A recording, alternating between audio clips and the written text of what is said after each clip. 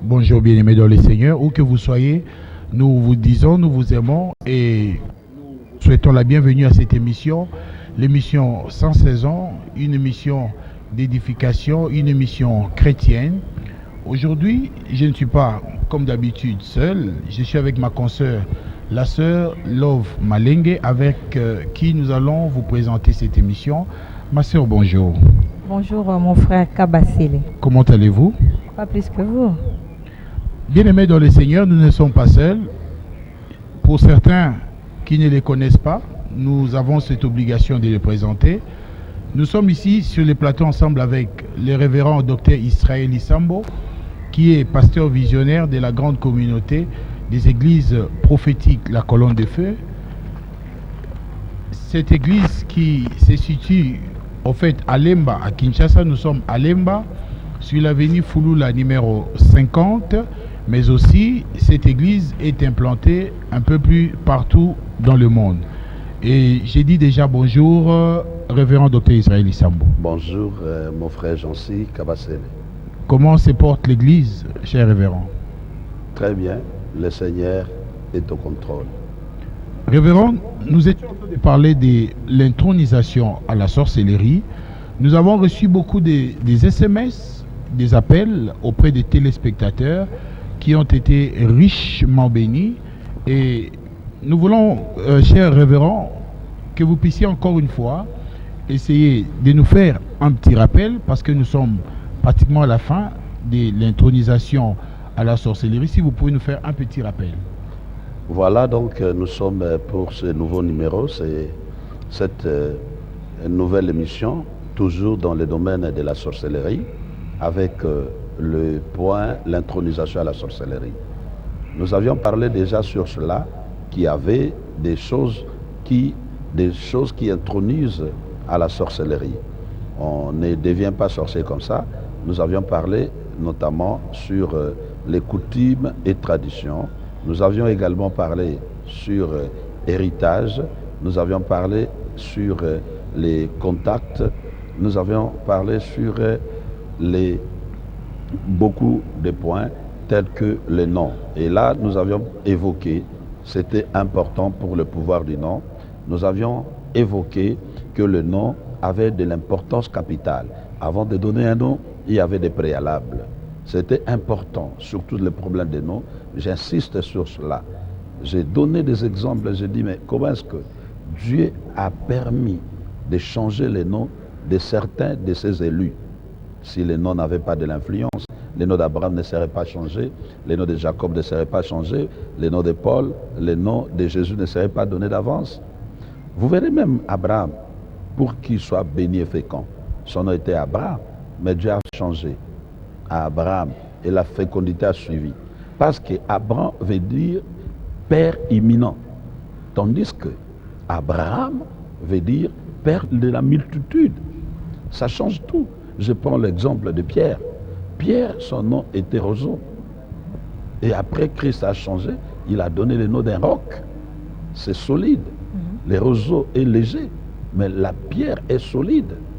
Voyez comment ça change. Votre destinée dépend aussi de votre nom. Il est important d'étudier son nom, de comprendre le sens de son nom. Je prendrai l'exemple de Moïse. Moïse veut dire celui qui est tiré des eaux. Moïse est tiré des eaux. Et quand je parle de Moïse qui est tiré des eaux, vous comprendrez premièrement, Moïse partout dans sa vie, il avait la victoire sur les eaux. En commençant là où on l'avait abandonné, sur le fleuve Nil par sa maman. Le Nil n'a pas submergé Moïse. Le Nil n'a pas tué Moïse. C'est d'abord, le premier signe, c'est par rapport à son nom. Son nom est lié avec de l'eau. Et Moïse, toute la vie, puisqu'il est tiré de l'eau, ça dit un rescapé des eaux. Celui qui a été sauvé des eaux. Ça dit celui qui a la domination sur les eaux. Celui qui a vécu de l'eau. Vous allez voir que Moïse, premièrement, l'eau du fleuve Nil n'ont pas eu d'impact sur lui. L'eau du fleuve Nil n'avait pas d'impact sur Moïse. Deuxième chose, vous remarquerez également, mes chers journalistes, que Moïse dans sa vie, deuxième fois, il avait dominé les eaux. Ce fleuve Nil, on frappa avec les fléaux. Il avait pollué de l'eau. Moïse avait pollué de l'eau. Si vous vous souvenez, lorsqu'il est retourné pour frapper l'Égypte, il a frappé sur l'eau de l'Égypte. Du sang. Les poissons étaient morts. Non seulement les poissons, il y a les esprits qui sont liés à ces eaux, l'homme de Dieu. J'ai dit, il a dominé des faits réels. Il a dominé sur les eaux. C'est son nom. Troisième, pour comprendre que cela relève du nom. Le nom, le nom est attaché au personnage. Moïse, c'est lui qui a vaincu la mer Rouge avec un bâton. Parce que son nom est tiré des eaux. C'est-à-dire celui qui a vaincu de l'eau. Ce n'est pas tout. Moïse est celui qui a donné de l'eau aussi dans le désert. C'est celui qui a frappé sur les rochers. Et les rochers ont donné de l'eau. Les rochers avaient obéi. Les rochers avaient libéré de l'eau. C'est parce que son nom était tiré des eaux. J'aimerais demander à tout le monde de faire attention avec les noms. Les noms peuvent te détruire, les noms peuvent t'aider. À part les noms, nous avions parlé sur les contacts. Les objets, les salutations sont des moyens qui introduisent. Par rapport à votre question, avant d'y arriver, nous avions parlé sur la différence entre la sorcellerie du temps passé et la sorcellerie du temps actuel. Allez-y comprendre. Le temps passé, nous avions évoqué, la sorcellerie était donnée aux vieux. La sorcellerie était donnée par héritage. C'est-à-dire, on succédait. C'est-à-dire, chaque famille, s'il y a un sorcier, avant la mort de ce dernier, il doit préparer ou donner la sorcellerie à quelqu'un d'autre. Et vous avez posé la question de savoir, sur ces faits, aujourd'hui, les choses ont changé. Vous verrez dans l'ancien temps. Il va dire, peut-être il y avait des disputes, on dira, toi, tu es Moulouba, moi Mungala, on ne se connaît pas. Tes pouvoirs ne vont pas m'atteindre. Mais aujourd'hui, Moulouba, Aloki Mungala, Mukongo, Aloki Mouyanzi, locataire Aloki Bayer. Au moins locataire, moi locataire, appelle ce Bayer Kindoki. Et le Bayer, c'est son locataire qui transmet la sorcellerie. Actuellement, cette sorcellerie n'a pas de frontières. La seule frontière de la sorcellerie, c'est le sang de Jésus. Là où il y a le sang, la sorcellerie ne pénètre pas, ne dépasse pas, n'accède pas. Voilà pourquoi nous vous demandons de recevoir Jésus, de prier, d'avoir une église d'encadrement, de chercher des hommes de Dieu. Se déplacer en Europe, ça n'empêche pas la sorcellerie. Les océans, les mers que vous traversez, des immeubles, des gratte-ciel, n'empêchent pas la sorcellerie. Ce n'est pas un obstacle pour la sorcellerie. Il n'y a que Jésus qui peut arrêter la sorcellerie comme il avait fait avec les vents, la tempête. Il peut le faire. Où que vous soyez, recevez Jésus. Croyez en lui, en sa parole. Acceptez Jésus tel qu'il est. Vous verrez, tous les rêves, les mauvais sorts, les choses que vous voyez ne viendront plus. Voilà, en fait, ce qu'on avait déjà parlé.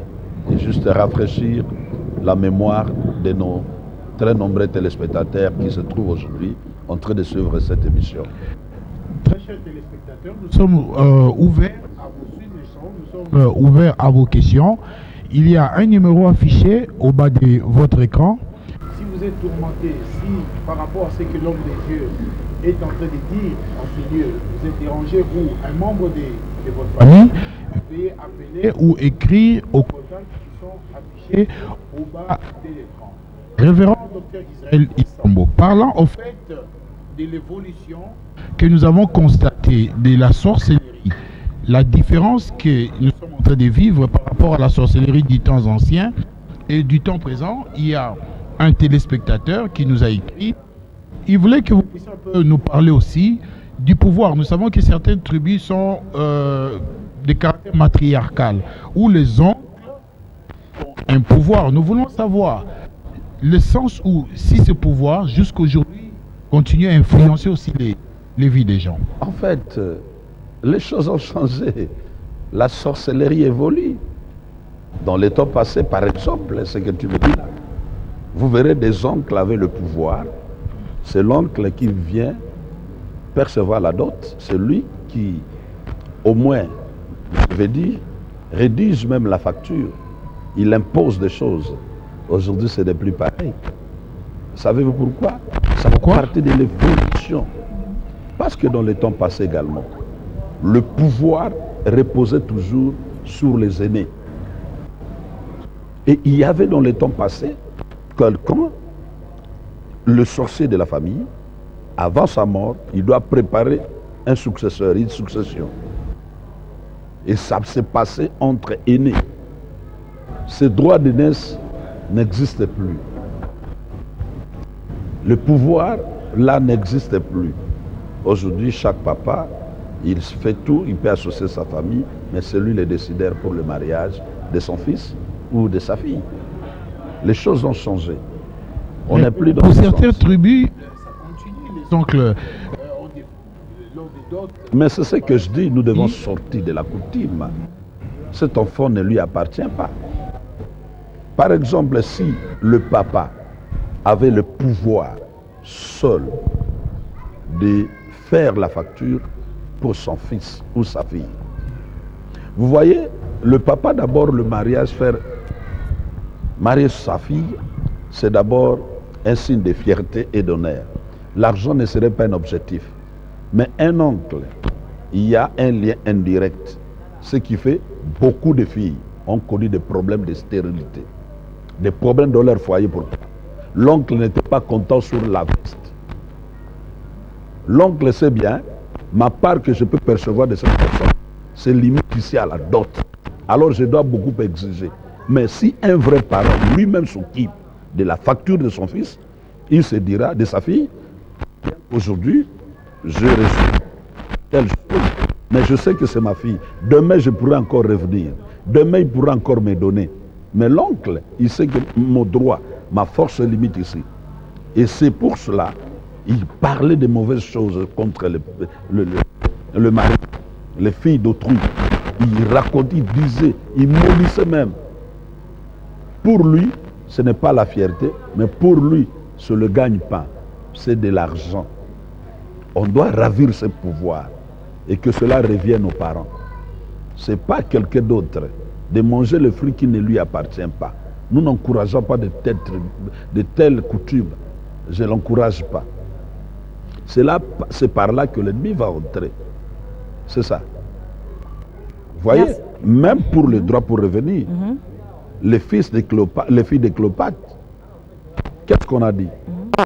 Dieu a dit, lorsqu'un homme meurt, les ayants droit premièrement sont ses fils. S'il n'a pas de fils, on ne parle pas des oncles, on parle des filles. S'il n'a pas eu de filles, c'est alors qu'on va parler de frères. Mais lorsque vous êtes là, vous ne dites pas, on prend ton frère qui doit hériter au détriment de tes enfants. Ce n'est pas biblique. Et cela crée des problèmes. Lorsque les enfants héritent de leurs parents, les oncles, les tantes parlent mal et il y a des répercussions. C'est comme ça, nous devons toujours avoir besoin de Jésus. Revenir en Jésus. Chercher sa présence. La sorcellerie a monté tous les plans possibles pour nuire à nos vies, pour détruire nos vies. Voilà ce que je vais dire sur cette question, répondre à nos très chers téléspectateurs. Merci l'homme de Dieu. Ma préoccupation est de savoir pourquoi le diable a toujours besoin des humains pour accomplir sa mission. En Qu'est-ce fait, qu'il vise réellement? oui, c'est ce que nous disons. Le diable, c'est un être spirituel, c'est comme notre Dieu. Et pourtant, le monde physique, au-delà du monde infernal et du monde spirituel, où Dieu règne en maître absolu, et le monde infernal où nous avons le diable, il y a des choses. Dieu, le diable, je dis, n'oubliez pas, il était dans le cercle fermé de Dieu. Il connaît le plan de Dieu, il connaissait le plan de Dieu, et il s'est arrêté sur cette connaissance. Voilà. Pour gagner les âmes, amener les âmes dans le royaume des cieux, Dieu n'a pas besoin des anges. Pour peupler le royaume des cieux, Dieu n'a pas besoin des hommes. Et si je vous choquais, Dieu n'a pas besoin même du Saint-Esprit. Non, je dis, pour amener les hommes dans son royaume, je vous choque, qui n'a pas besoin même du Saint-Esprit. Dieu a besoin de toi. Non, non, de toi pour amener les hommes au ciel. Et toi, tu dois avoir besoin du Saint-Esprit. Tu dois avoir besoin du Saint-Esprit. C'est comme ça qu'il a envoyé le Saint-Esprit. Le Saint-Esprit est venu pour aider l'homme et non l'homme pour aider le Saint-Esprit. C'est-à-dire c'est nous qui avons la mission. Et dans cette mission, nous avons besoin de l'aide. Et cette aide est sur le Saint-Esprit. Mais le premier envoyé dans le front, c'est l'homme. C'est comme ça la Bible dit. Croyez et vous serez sauvés. Mais comment donc croiront-ils si ils n'ont pas entendu? Comment entendront-ils s'il n'y a pas d'envoyé? Donc pour dire, tout revient sur les humains. Jésus a dit, allez. Il n'a pas dit au Saint-Esprit, allez. Cela nous était arrivé. Je me rappelle de cette histoire, je n'oublierai jamais. Alors que j'étais commandant de l'intercession à l'époque, on faisait l'intercession, on priait, nous disions, Seigneur, touche les cœurs des gens, Moli Momo Sant, Kenego Simbabat, Tindabat dans l'église, Seigneur, Simba Mitema Yabat, Batubaya. Alors le Seigneur nous parlera dans une prophétie. Ngana Tindibino Nobi, allez. Et vous, maintenant, vous m'envoyez encore d'y aller. C'est-à-dire, faisons la part des choses. Ce que Dieu fait et ce que l'Esprit également accomplit. De la même façon, sur la spiritualité, Dieu a besoin de toi. Bien qu'il a dit, si vous allez vous taire, les pierres parleront. Mais jusque-là, nous sommes là et Dieu va nous utiliser. Donc l'homme de Dieu, nous sommes sauvés pour sauver les autres. Si, effectivement, nous pour sauver, Dieu a besoin des humains pour sauver les autres. Et soutenu par le Saint-Esprit. Donc, l'humain maintenant doit avoir, c'est comme le véhicule. Tu as besoin d'un véhicule pour te déplacer. Mais le véhicule a besoin du carburant pour qu'il roule. Et c'est cette complicité. Le carburant, c'est le Saint-Esprit. Le véhicule a besoin du carburant. Dieu a besoin de toi, toi tu as besoin du Saint-Esprit. Pour nous guider, nous orienter. Effectivement, dans la mission, dans l'accomplissement du plan de Dieu, afin d'accomplir la volonté du Seigneur. De cette même façon que le diable s'est dit, si j'utilise les démons, tout le monde comprendra que c'est un démon. Il va opérer d'une façon inaperçue, à l'insu des gens. Oui, révérend. Oui. Vous êtes en train de nous suivre, bien-aimés. Il y a possibilité de participer à cette émission. Il y a des numéros qui sont affichés. Nous rappelons que nous recevons pour vous le révérend Dr Israël Isambo, pour ceux qui sont venus en retard, qui est pasteur visionnaire de la communauté, la grande communauté des assemblées prophétiques Colonne de Feu, mais aussi président de la structure qui encadre les hommes de Dieu, qu'on appelle VIMO, Vision, Message et Objectif. C'est aussi pour vous, hommes de Dieu, une occasion. Si vous voulez contacter l'homme de Dieu, les numéros sont affichés. Révérend Dr Israël Isambo, je pourrais dire la sorcellerie ou l'esprit de la sorcellerie, c'est en fait l'équivalent du Saint-Esprit pour servir. Pas l'équivalent. L'équivalent pour eux. Nous, Pas on parle pour du eux. Saint-Esprit. Nous ne devons pas comparer le Saint-Esprit. C'est juste comme pour dire. Ok, vous comprenez? C'est comme pour dire, nous travaillons avec l'Esprit. Mais les sorciers travaillent avec l'esprit démoniaque, l'esprit infernal, l'esprit satanique, qui est l'esprit de Satan. Il n'y a pas match, il n'y a pas à comparer. La lumière et les ténèbres ne se comparent pas. Les ténèbres vont avaler. Les ténèbres existent s'il n'y a pas de lumière. Nous sommes en plein jour. Où est les ténèbres? Et là, révérend, je sais qu'avec le Seigneur, il est écrit dans l'Apocalypse, il se tient à la porte, il frappe. Est-ce le diable, il prend ces gens, c'est par force, ou certains aussi se donnent eux-mêmes pour servir les Mon diables? cher frère et journaliste, je crois que tu n'as changé que d'expression. Si je répondais à cette question, ce serait pour moi une façon de me répéter, c'est-à-dire les moyens de l'intronisation, ce qu'on a déjà parlé. C'est comme ça que je dis, il y a des choses qui amènent à la sorcellerie. Ça ne vient pas de soi. Mais la question de la sœur était aussi importante. Pourquoi les sorciers ont besoin des humains? Je l'ai dit, un humain camouflé, un humain opère inaperçu, mais avec le pouvoir du diable en lui, afin de séduire. Imaginez quelqu'un qui vient, d'ailleurs, si tu vois un fantôme, tu vas fuir. C'est comme ça même Jésus. Il devait venir en chair et en os, comme tous les humains, pour opérer et agir. Si Jésus était venu comme un ange, ne mangeant pas, vivant au ciel, tout le monde allait fuir. Le diable a compris la méthode, c'est que Dieu crée. Moi, je dois présenter les A faux. changé de stratégie, l'homme des dieux. Les faux. Oui. Oui, pour le diable, on parle de stratégie. Mais pour Dieu, on ne parle pas de stratégie parce que nous entendons beaucoup de gens le dire. Même nous, hommes de Dieu, vous verrez, il faut des stratégies. Nous, on ne parle pas de stratégie. Stratégie, c'est la chair, c'est la réflexion humaine, qui, du reste, n'est pas mauvaise. Mais nous, chrétiens, le discours, le vocabulaire que nous avons, ce n'est pas la stratégie, mais plutôt la révélation. Si pas la révélation, l'inspiration. Des dieux, nous dépendons de Dieu, oui. Effectivement, un chrétien, on n'est pas dépend obligé que de tout le Dieu, jour, oui. on n'est pas obligé tous les jours de dire j'ai reçu Jésus. L'effet d'être chrétien, c'est ça. Mais l'homme des dieux, c'est fréquent dans différentes églises de la place où les diables se servent aussi des enfants de Dieu. Vous pouvez vous retrouver un enfant de Dieu, par exemple un chantre, pour que le diable puisse accomplir sa mission. Le chantre peut venir éloigner soit d'autres enfants de Dieu, loin des dieux. C'est quoi au fait? Là, nous dirons que le diable a trouvé refuge par rapport aux différentes portes qui ont été ouvertes par toujours le voie de l'intronisation. C'est quoi au fait l'homme des dieux?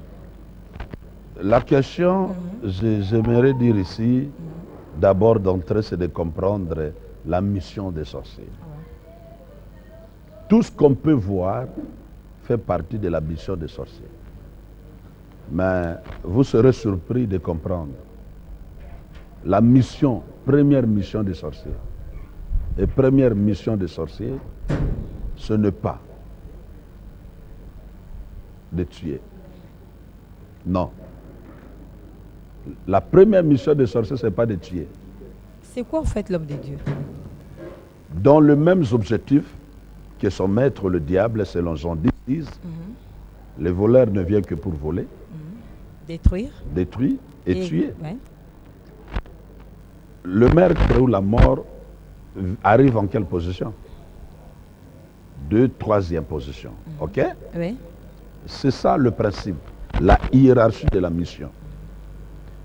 C'est comme ça beaucoup se trompent de leurs parents, se trompent de leurs amis, se trompent de leurs connaissances, disons. Si réellement il était sorcier, il allait me bouffer. Mais pourquoi il ne m'a pas bouffé? Trouvons comme excuse les raisons d'être, leur existence.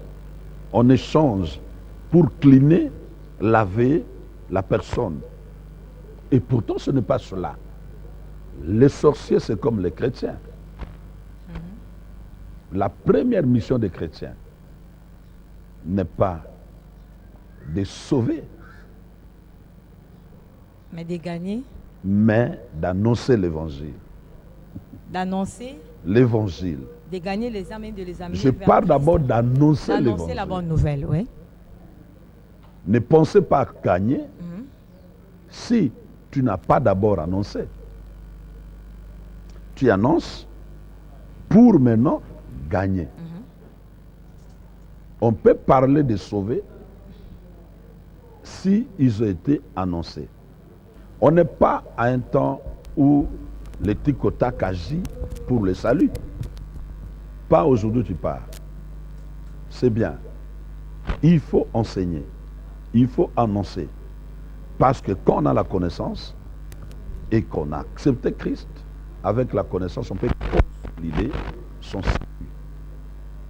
Et les sorciers, ils ont leur première mission. Nous aussi, la première mission, c'est d'annoncer. La première mission, c'est de faire des sons. La deuxième chose, à part annoncer, la deuxième chose, c'est les disciples de Jésus. 10 disciples de Jésus, c'est-à-dire de faire des gens, les chrétiens.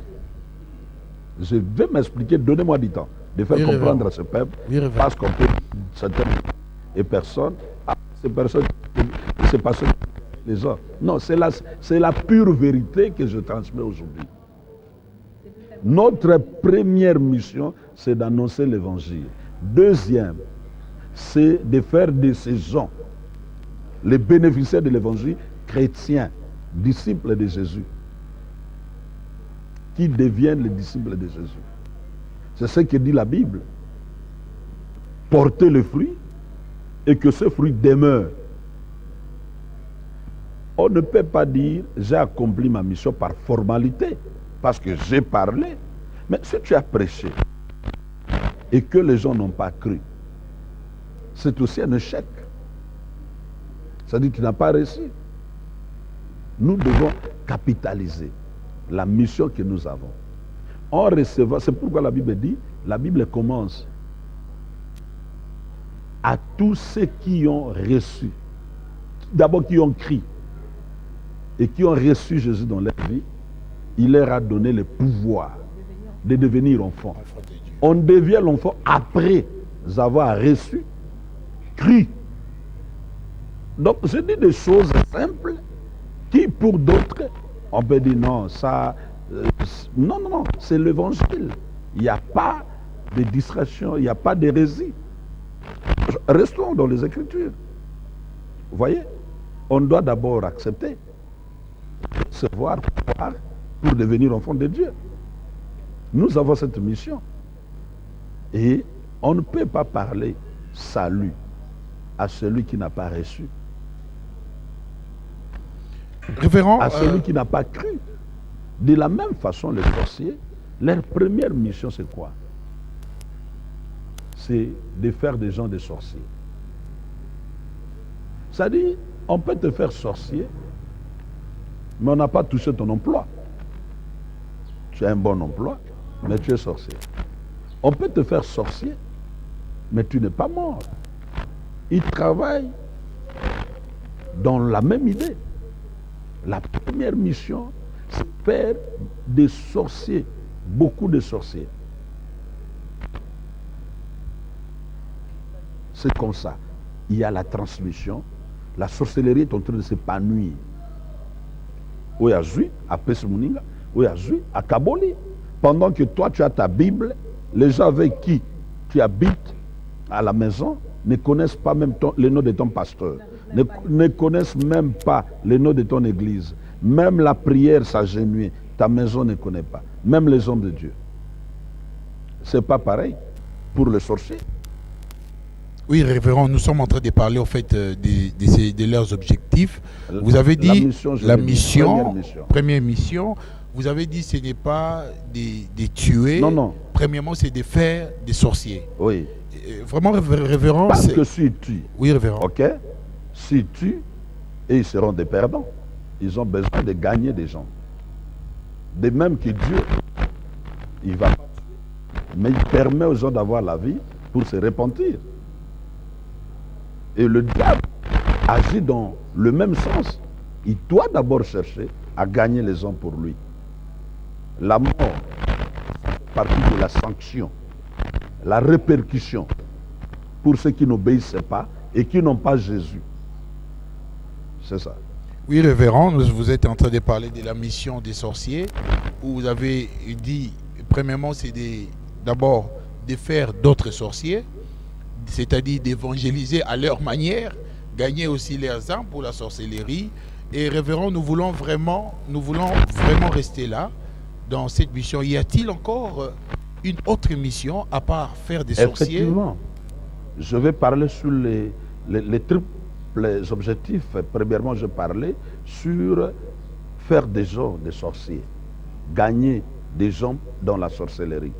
C'est comme ça. Nous devons être prudents. Derrière un sorcier, il peut y avoir toujours un sorcier. Après un sorcier, il y en aura un sorcier. Nous devons couper cela dans la prière. Une fois tu comprends que telle personne est sorcière, faites tout d'amener toute la maison, la famille en prière pour empêcher l'action de la personne. Sinon, il va propager cette sorcellerie. Il a cette mission. Donc sorceler, pas de tuer, mais d'ensorceler. Parce qu'il arrive, des fois, un mois, sur votre avenir, il n'y a pas de mort. Il n'y a pas de cas de décès. Alors vous croyez que les sorciers chantent? Non. Non, ils sont en train d'opérer autrement, de faire des adeptes, de gagner leurs acolytes. Pendant que nous, à l'église, on n'évangélise pas. On ne parle pas de Jésus. Voyez même avec d'autres religions. Maison 100% Jésus. Il n'y a que le christianisme où il y a la légèreté dans l'exercice. Or, Dieu n'est pas si léger et large tel que nous le croyons. Chers révérends, les téléspectateurs sont en train de réagir. Nous avons dit la première mission, faire des sorciers. Et vous avez il y a parlé une autre 3, mission, oui, c'est de détruire. Et lorsqu'on détruit, ils détruisent quoi? Je l'avais dit, évoqué une fois, ils détruisent des relations. Beaucoup de relations sont brisées. Le mariage, relations d'emploi, à cause de la sorcellerie. Et le premier élément qui détruit une relation, c'est le caractère. Il crée des caractères, des tempéraments. Pour résoudre ce problème de caractère, le Seigneur nous a donné l'antidote, le Saint-Esprit.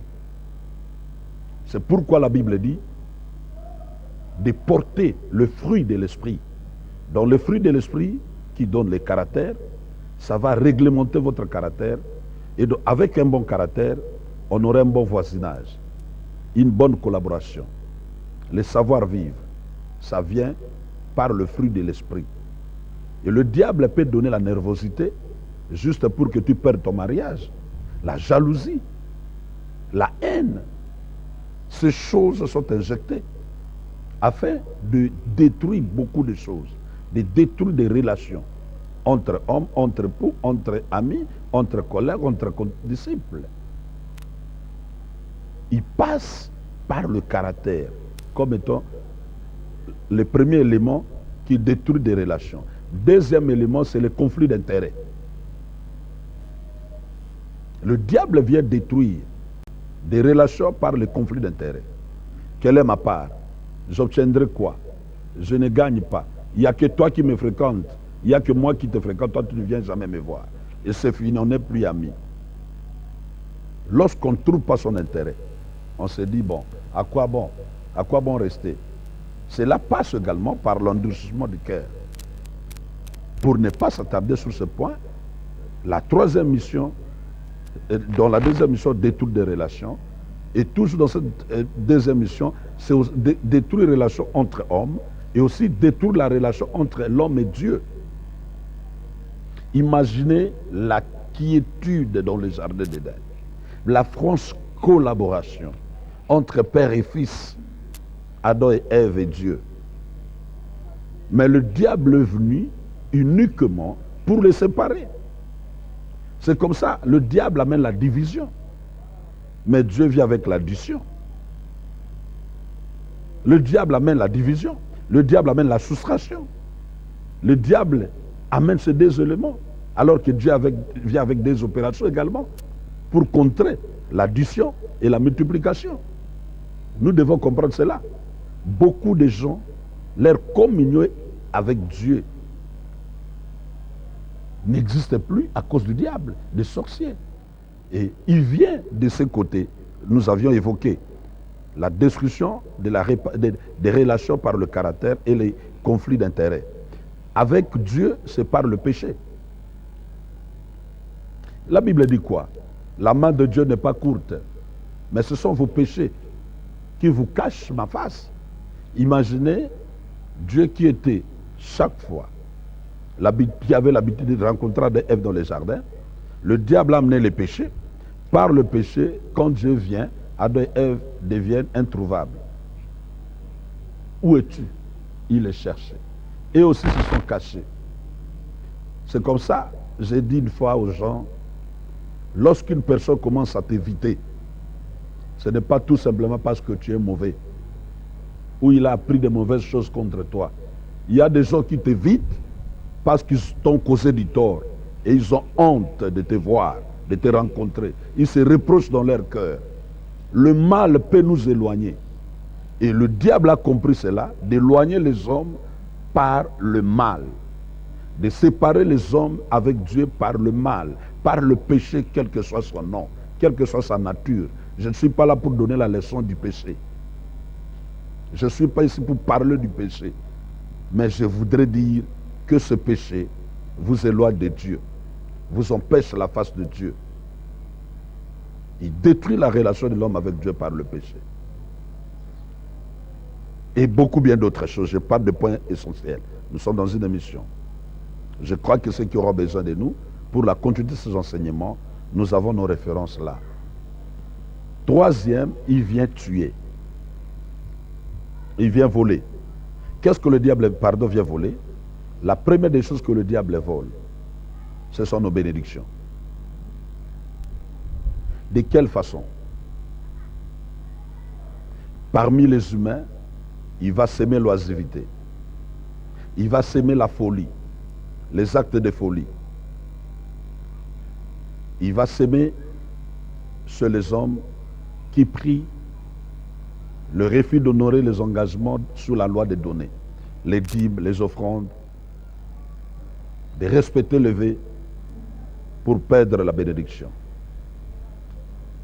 Comment voulez-vous, sans travail, parler bénédiction? Sans emploi, parler bénédiction. Saviez-vous, la suppression d'emploi fait partie du diable pour te rendre malheureux? Pour ceux qui sont en Europe, partout aux États-Unis, des années, tu n'as pas de documents, parce que avec les documents, tu auras un bon emploi. Tu peux te déplacer, tu peux vivre. Et il fera quoi? De te bloquer dans ce côté-là pour que tu sois toujours comme ça. C'est-à-dire tout ce qui touche la bénédiction, ou le producteur de la bénédiction, que je peux appeler ici générateur de bénédiction. Le diable va toucher. Les sorciers vont toucher. Pour que tu ne sois pas béni. C'est comme ça qu'il vient voler les bénédictions. Aussi bien pour les païens que les chrétiens. De cette façon. Beaucoup de gens ont des difficultés. Ils n'ont pas le courage de chercher de l'argent. Ils attendent de tout. Ils ne veulent que demander au nom de Dieu. Parce que je sers Dieu. Parce que je suis chrétien. Dieu doit me bénir. Dieu nous a donné une bonne leçon du travail. Pour créer le monde, Dieu a mis 7 jours. 6 jours de la création pour se reposer qu'un seul jour. N'est-ce pas là une notion de comprendre que le travail doit dominer le repos? Alors toi tu travailles peu, tu veux beaucoup de repos. Comment parler prospérité?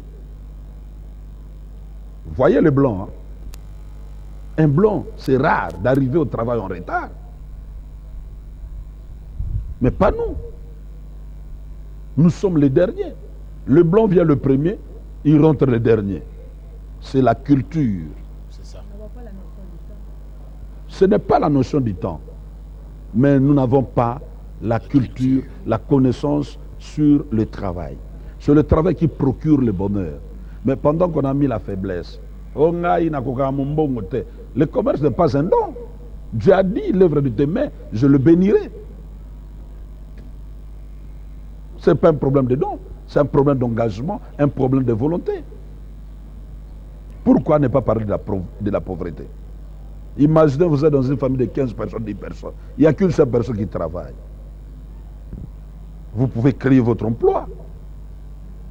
Même les pasteurs à l'église, vous devez travailler. Même les pasteurs doivent... Non, je ne parle pas forcément du travail professionnel. Même le travail de Dieu. Il y a cette pasteur qui ne travaille pas, qui ne prie pas, qui n'évangélise pas. Tout ça, les fidèles s'aimaient, les fidèles donnaient. Nga pasteur na zonyo kwama. E bongo bino bozabo, mais bango be basala po bazwabo. Yo besala. Yo besala, bien-aimés dans le Seigneur, vous êtes en train de comprendre la richesse de ce que nous sommes en train de recevoir en ces lieux. Bénédiction est le mot qui convient pour définir en fait la richesse de ce que nous avons reçu. Nous sommes arrivés à la fin de notre mission. Comme nous vous l'avons dit, bien-aimés, il y a des numéros qui sont affichés au bas de l'écran. Si vous voulez contacter l'homme de Dieu, si vous rencontrez de tels problèmes dans votre vie, l'homme de Dieu est vraiment disposé. Nous avons dit le révérend Dr Israël Isambo. Il est pasteur visionnaire de la grande communauté des églises évangéliques Colonne de Feu, mais aussi président de la structure que nous appelons VIMO, Vision, Message et Objectif. J'ai dit merci à l'équipe technique, la grande équipe technique, et j'ai dit merci à la sœur Love Maleng qui était avec moi. Merci ma sœur. Merci mon frère Kabassé les gentils. Pour vous bien-aimés, soyez bénis, à la prochaine.